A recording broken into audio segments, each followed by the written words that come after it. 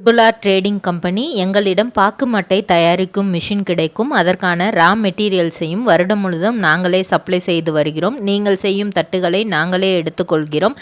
அதற்கான லோன் வசதியும் செய்து தருகிறோம்.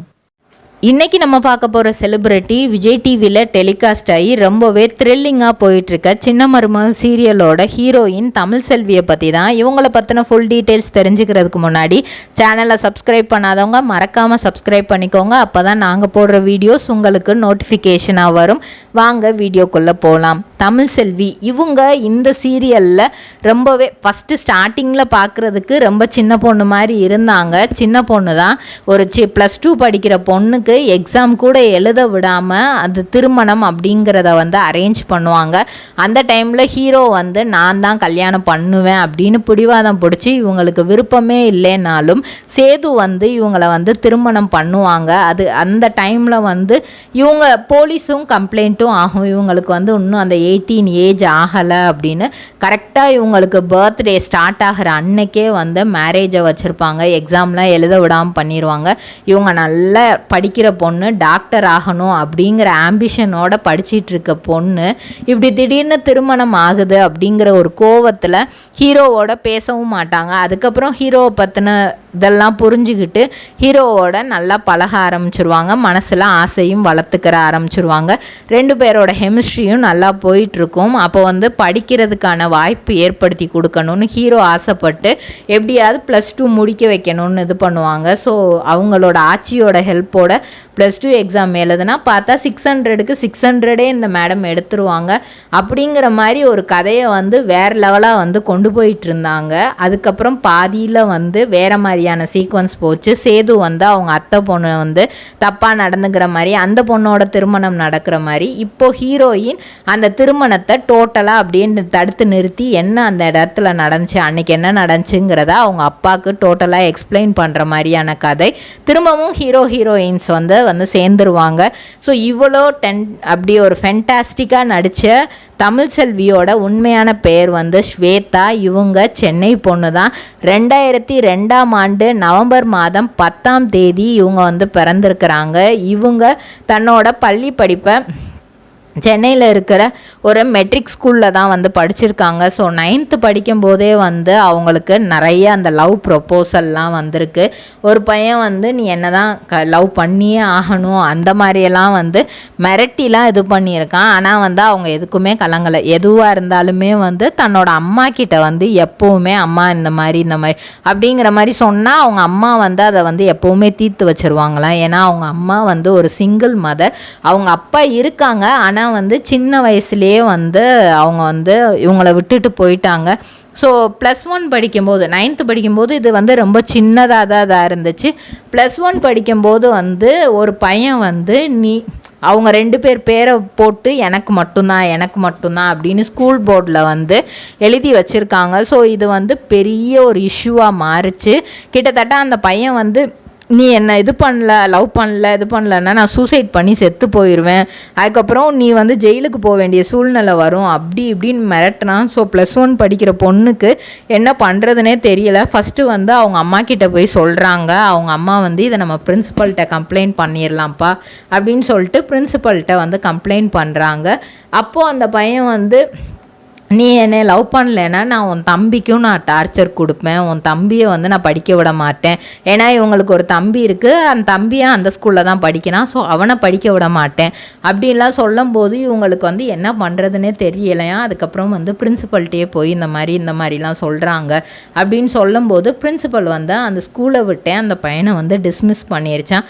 அதுக்கப்புறம் தான் இவங்க கொஞ்ச நாள் அவங்க அம்மாவே கொண்டு விட்டு கூப்பிட்டு போகிறது. அதுக்கப்புறம் அந்த பையனோட தொல்லை இல்லாமல் இருந்திருக்கு.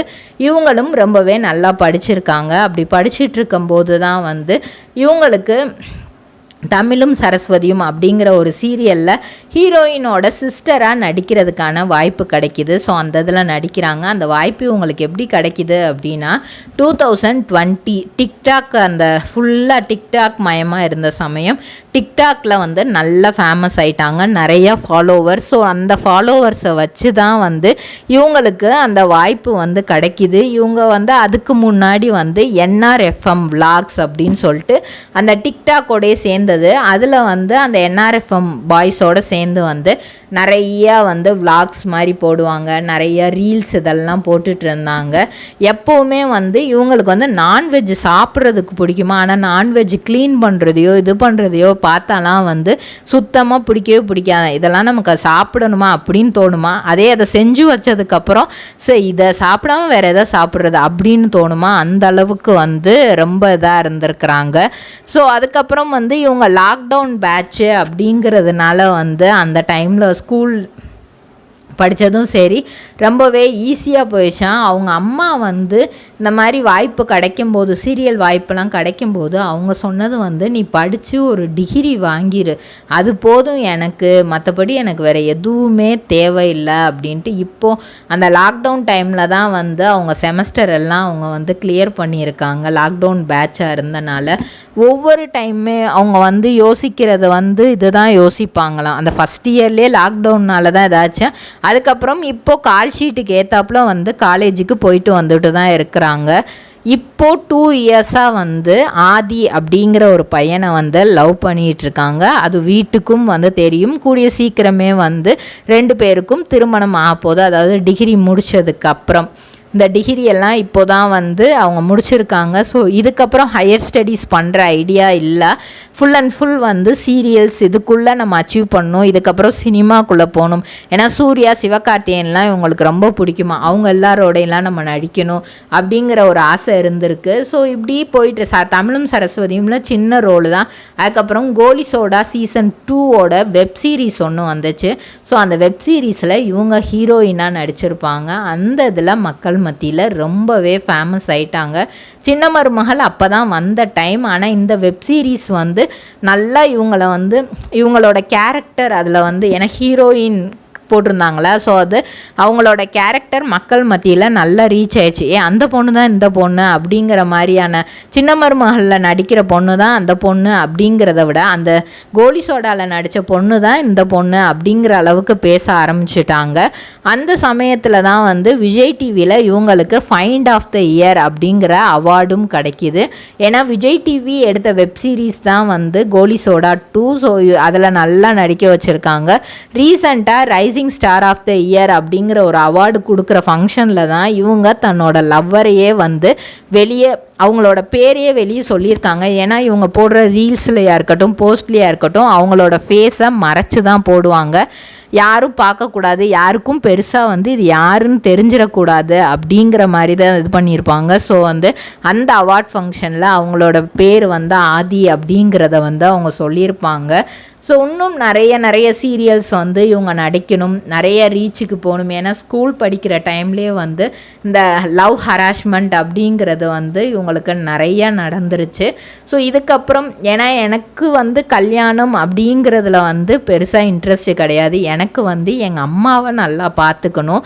எங்கள் அப்பா வந்து எங்கள் அம்மா அவங்கள இப்போ சேர்த்துக்கிட்டாங்க. ஆனால் எனக்கு வந்து அவர் கூட பேசுகிறதுலையோ இல்லை அவரை எனக்கு அப்பான்னு சொல்லிக்கிறதுலையோ எனக்கு விருப்பம் இல்லை. ஏன்னா எங்கள் அம்மாவை சின்னதில் தனியாக தவிக்க விட்டு போனார். அவரை வந்து என்றைக்குமே என்னால் மன்னிக்க முடியாது. எங்கள் அம்மா ஆசைக்காக வந்து பேச வேணாம் செய்வேனே தவிர அவரை மன்னிக்க முடியாது. அவரோட பாசம் வந்து எனக்கு சுத்தமாக கிடைக்கவே இல்லை. நான் எங்கள் அம்மாவை வந்து ராணி மாதிரி பார்த்துக்கணும் அப்படிங்கிறது மட்டும்தான் என் மனசில் ஓடிட்டுருக்கு அப்படின்னு தான் பல இன்டர்வியூஸில் அவங்க சொல்லியிருக்கிறாங்க. இன்னும் நிறைய சீரியல்ஸ் கிடச்சி நிறைய அவங்க அச்சீவ் பண்ணணும் அப்படின்ட்டு நம்மளோட பெஸ்ட் விஷஸை தெரிவிச்சுக்கிருவோம். இதே மாதிரி பல செலிப்ரிட்டிஸோட பயோகிராஃபி தெரிஞ்சுக்கிற சேனலை மறக்காமல் சப்ஸ்கிரைப் பண்ணிக்கோங்க.